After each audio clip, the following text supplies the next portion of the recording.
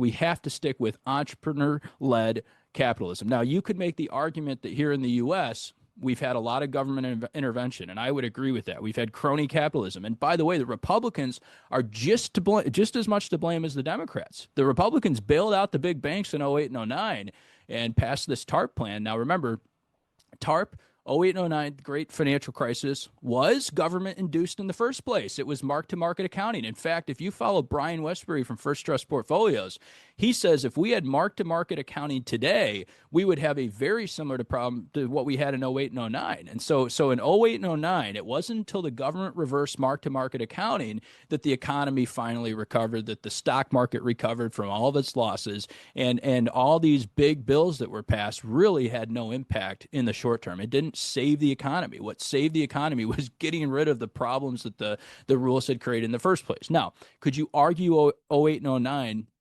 we benefited from some additional regulations, some additional rules of the road? Possibly. But again, I think the bigger problem is this: when the government gets too big in size and passes all these pages of regulation. Remember, there's a difference between regulation and laws that Congress actually passes. When you go down this road of just having all these unelected bureaucrats passing new rules, you stifle growth.